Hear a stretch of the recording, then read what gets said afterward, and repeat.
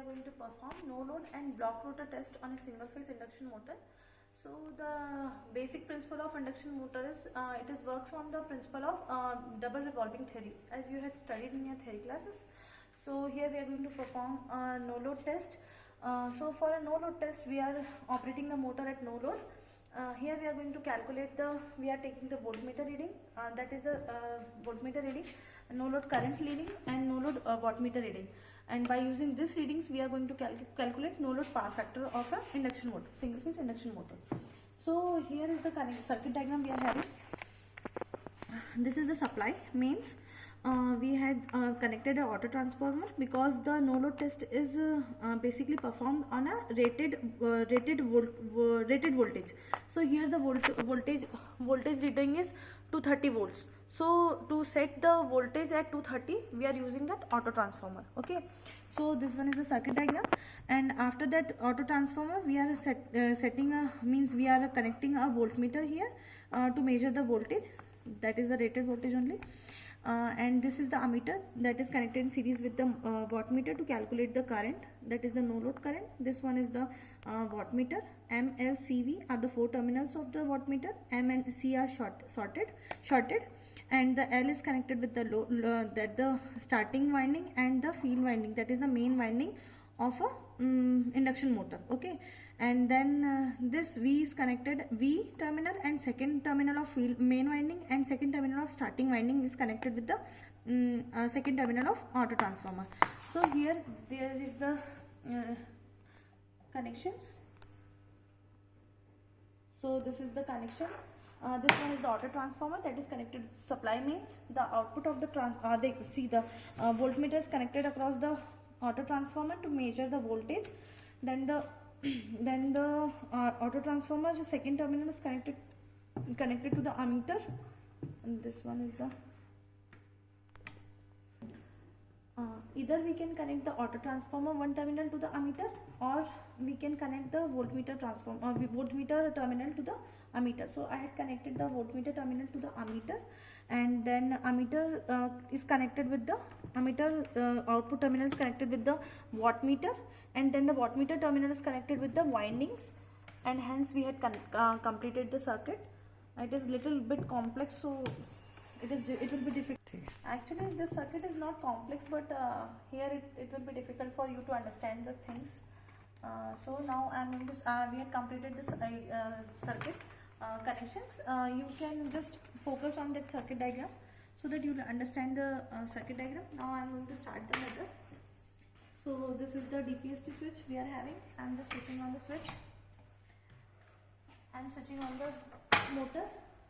Now I am waiting the motor get started. I am just varying the voltage auto transformer by varying the auto transformer so that we will get a 230 volts.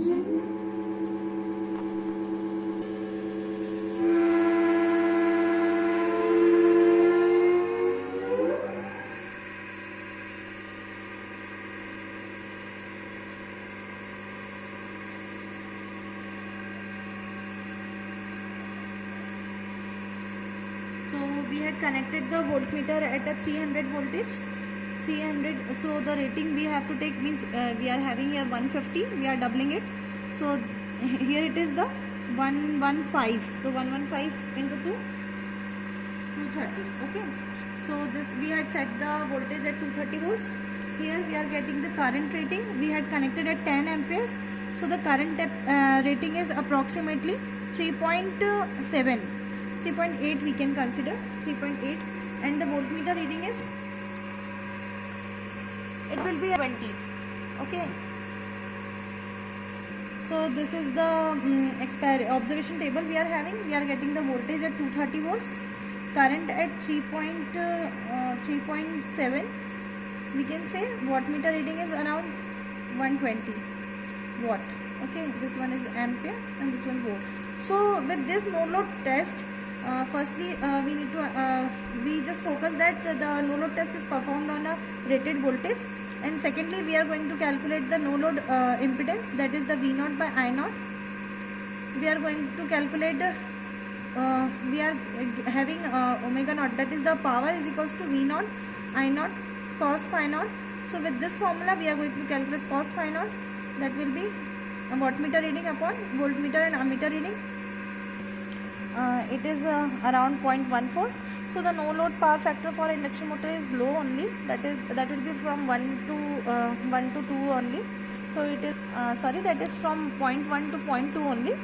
So here we get the power factor of 0.14. Okay, now we are going to perform a block rotor test in this experiment only. So for a block rotor test we are going to disconnect the starting winding, so that we will block the rotor and take the various readings. So here I am going to switch off the motor first. Firstly I will reduce the voltage. And one more thing is there.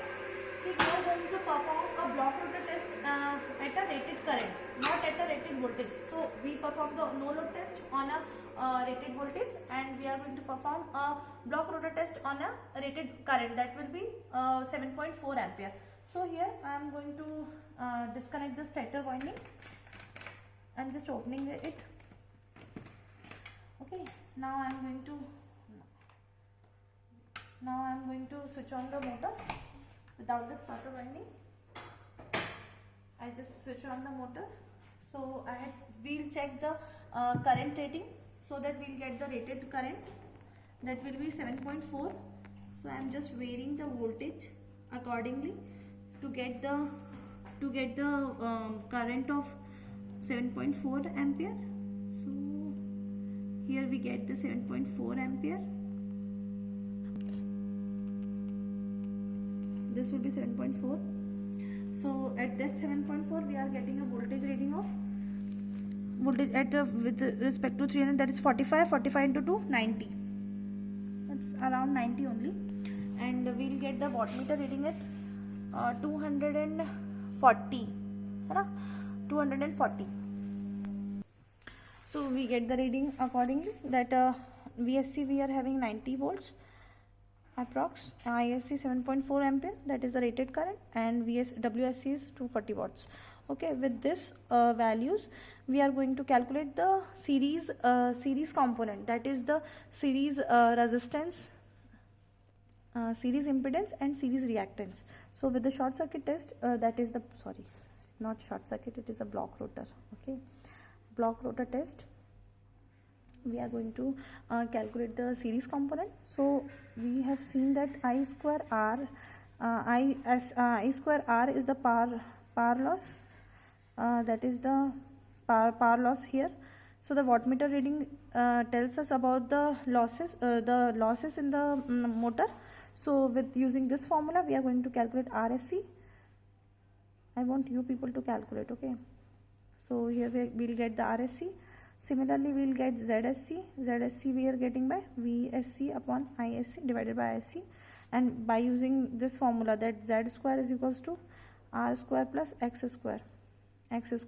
So by using this formula we are going to calculate XSC, that will be square root of ZSC square minus RSC square.